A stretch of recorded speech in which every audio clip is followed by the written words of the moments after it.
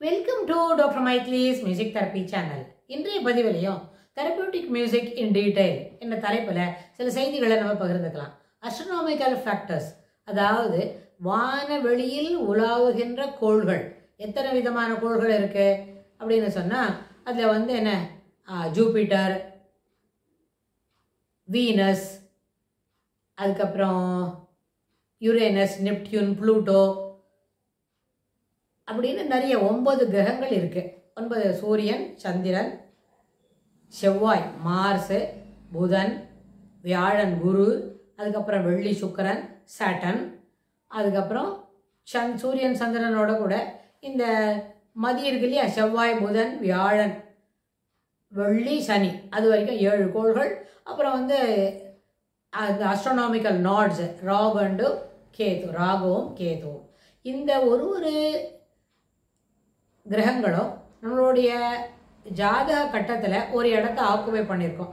அதாவது சில நேரம், அதாவது இது ஜாதக கட்டத்தை பற்றி அது ஒன்றும் கூட விரிவாக சில பதிவுகள் தாண்டி பார்க்கலாம். அப்படின்னு சொன்னால் ஒரு constellation of stars based on ஒரு கிரகங்களுக்கு பொருத்தமாக அமையும். அப்படின்னா அதற்கு ஏற்புடைய இருக்கக்கூடிய ஸ்வரங்கள், அந்த ஸ்வரங்களை அடிப்படையாக உள்ள சில ரகங்களை வாசித்தா அதுக்கு என்னெல்லாம் நம்மளுக்கு ப்ளஸ் பாயிண்ட்ஸ் கிடைக்கும் அப்படின்னா, அப்பொழுது இருக்கக்கூடிய எமோஷ்னல் இம்பேலன்ஸை அது முதல்ல சரிப்படுத்தும். எமோஷ்னல் இம்பேலன்ஸ்னால் என்ன? சிலவங்க ரொம்ப கோவப்படுவாங்க, சிலவங்களுக்கு ரொம்ப எப்போவுமே துக்ககரமாக இருக்கும். சேடு, சாரோ, ஆங்கர், ஃபியர், ரேஜ், மறுபடியும் எதிர்மறையான எதிர்மறையான உணர்வுகளை வெளிக்காட்டுவாங்க. ஆனால் சிலவங்களுக்கு சிலப்போ என்ன செய்யணும், ஜாய், ஹாப்பினஸ், ஃப்ரெண்ட்லினஸ், அப்புறம் அது மாதிரி இருக்கக்கூடிய மனப்பான்மைகளை வெளியில் காட்டுவதற்கும் இந்த கிரகத்தோட அமைப்புகளும் அதற்கு ஏற்புடைய நிகழ்வுகளும் நம்மளுக்கு என்ன பண்ணோம், பயனளிப்பதாக இருக்கும். ஆனால் இந்த ஒரு கிரகத்துக்கும் ஏற்புடைய சில ஸ்வரங்களோட அதுக்கு பொருந்தி வரும். நம்மளை ஏற்கனவே முன்னாடி பார்த்துருக்கோம். ராகங்களை பற்றி பேசும்பொழுது 22 ஸ்வரஸ்தானம் இருக்குது. அந்த 22 ஸ்வரஸ்தானமும் அந்த 12 கட்டத்துக்குள்ளே நம்ம சரிப்படுத்தணும். அப்படின்னு சொன்னால் ஒரு கட்டத்துக்கும் 2 விதமான ஸ்வரங்கள், அதனோட தீவிர ஸ்வரம், அதனோட கோமள ஸ்வரம். அப்போ 12ன்ட்டு அந்த அளவுக்கு பார்க்க முடியும். அதாவது செவ்வாய் கிரகத்துக்கு ஏற்புடைய ஸ்வரம் என்ன, புதனுக்கு ஏற்புடைய ஸ்வரம் என்ன, அதே மாதிரி குரு என்கின்ற கிரகத்திற்கு ஏற்புடைய ஸ்வரம் என்ன. இது இத்தனை போல இருக்கிற ஸ்வரங்களோட காம்பினேஷன் எப்படிலாம் இருக்க முடியும் அப்படின்னு சொன்னால், இந்த விதத்தில் ஒரு சின்ன உதாரணம் ஒன்று பார்க்கலாம். அப்படின்னு சொன்னால் மோகன ராகம்ன்றது 28வது மேளத்தில் ஜன்யம் ஹரிகாம்போதியில். ஆனால் அந்த ஹரிகாம்போதியில் ஜன்யமே தவிர அதில் என்ன இருக்கு, அந்த ஹரிகாம்போதியோட தாய் ராகத்தில் இருக்கிற முக்கியமான ஸ்வரங்கள் எல்லாம் இது எடுத்துக்கிறது. இது ஒரு ஔடவம் அப்படின்னு சொன்னால் ஆரோகணத்தில் 5 ஸ்வரம், அவரோகணத்தில் 5 ஸ்வரம் இருக்குது. இதில் இருக்கிற சதுர்ஷதி ரிஷபம், அந்த மாதிரி அதில் இருக்கிற ஸ்வரங்கள் எல்லாம் நம்ம பார்த்து, இப்போ இது இசை வகுப்பு இல்லை, இது மருந்து வகுப்பு. அப்படின்னு சொன்னால் அந்த ஸ்வரஸ்தானங்கள் இருக்கக்கூடிய இதே போல ஒரு ஸ்வரஸ்தானங்கள் மேஷ கல்யாணியில் கூட கிடைக்கும் தான். ஆனால் சங்கீத சாஸ்திர பிரகாரம் ஒரு ராகத்தை பாடும்பொழுது அதில் இருக்கக்கூடிய ஸ்வரங்கள் இம்மீடியட்டாக வரக்கூடிய அந்த மேளகர்த்தால எந்த கர்த்தா ராகத்தில் இதெல்லாம் அமையப்பட்டிருக்கோ அதனோட ஜன்யம் என்று கொள்வது தான் சரியானது. அதனால் அது 28வது மேளம் ஹரிகாம்போதியில் ஜன்யம் என்று சொல்கிறோம். ஸோ அந்த ஸ்வரங்களை எப்படி நம்ம பகுத்து பாடுறோம், அதனோட விரிவாக்கம் ஏன்னு சொன்னால், மோகன ராகத்தை பாட துவங்கினா அது continue to you can develop it for ஒரு 2 ஹவர்ஸ்க்கு மேலே நம்மளால் பாட முடியும். லோயஸ்ட் நம்பர் சொல்கிறோம்.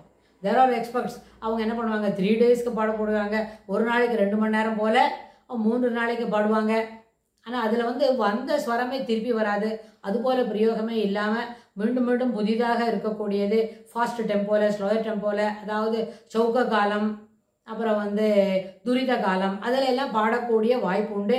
அந்த அளவுக்கு அவங்களோட அறிவு அந்த ராகத்தை பொறுத்தன வரைக்கும் பெரிதாகவும் இருக்கும். Highly accommodative. அந்த ஸ்வரங்கள் எல்லாம் தனக்குள்ளே அடக்கி கொண்டு பாடக்கூடிய அளவுக்கு சிறப்பானவங்களாக இருப்பாங்க.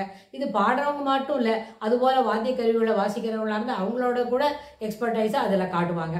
ஸோ அப்போ அந்த மாதிரி ஒரு ஷார்ட்டர் ஃபார்மில் இருக்கிற ஒரு ராகத்துக்கு, அதாவது ஷார்ட்டர் ஃபார்ம்னு சொன்னால் ஔடவம் 5 ஸ்வரங்கள் மட்டுமே. ஆரோகணத்தில் 5 ஸ்வரம், அவரோகணத்தில் 5 ஸ்வரம்னா இந்த ஸ்வரத்துக்கெல்லாம் தொடர்புடைய கிரகங்கள் எது, அவர்களுடைய காலச்சக்கரம் அதற்கு குண்டலி சொல்கிறோமே ஜாதகம், அந்த பிறப்பு நேரத்தில் கணிக்கப்பட்ட கிரக அமைப்புகள் அந்த கட்டத்துக்கும் இப்போ இருக்கிற அந்த நிலைமைக்கும் எப்படி இருக்குன்னு பார்த்து அதற்கு ஏற்புடைய சில ரகங்களை தெரிவு செய்து அதை அவங்க தொடர்ந்து வாசித்துக்கிட்டு வராங்க, தொடர்ந்து கேட்டுக்கிட்டு வராங்க.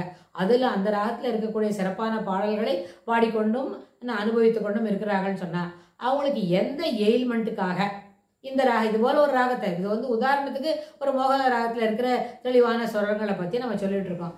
அந்த எயில்மெண்ட்டுக்கு ஏற்ப எந்த ராகத்தை தெரிவு செய்து அவங்கள வந்து இதை கேட்க பண்ணுறோமோ, அதாவது passive form of music therapy, அதை எப்படி கேட்கறதுக்கு தயார் பண்ணுறோம். அவங்களுக்கு இதெல்லாம் நம்ம வாசித்து கூட அவங்களோட ரெக்கார்ட் பண்ணி மொபைலில் கொடுக்குறோம்னு சொன்னால் வீட்டில் இருந்தவரையே கூட ஒரு நாளில் 3 முறை கேட்டு நம்மளோட பலன் என்ன அப்படின்னு சொல்லணும். அப்படின்னு கேட்டால் ஒரு லீனியர் லைன் 0 to 11 வரைக்கும் எழுதின ஒரு நம்பர் இருக்கிற ஒரு கட்டத்தை ஒரு கோடை போட்டுக்கிட்டு இந்த டே 1ல் அவங்க எப்படி இருக்கிறாங்க, ஒரு 3 வீக்ஸ் கழிச்சு எத்தனை நம்பர் அவங்களுக்கு மாறி இருக்கு அப்படின்னு சொன்னால் இந்த ப்ராக்ரெசிவ் எயில்மெண்ட்டோட ரிடக்ஷன், ப்ராக்ரெஸோட ப்ராக்ரெஸ், அதாவது அவங்களோட ஹெல்த்தோட ப்ராக்ரெஸ், இது ரெண்டும் நம்ம நிதர்சனமாக கண்கூட ஒரு மேனுவல் ரேட்டிங்லேயே பார்க்க முடியும்.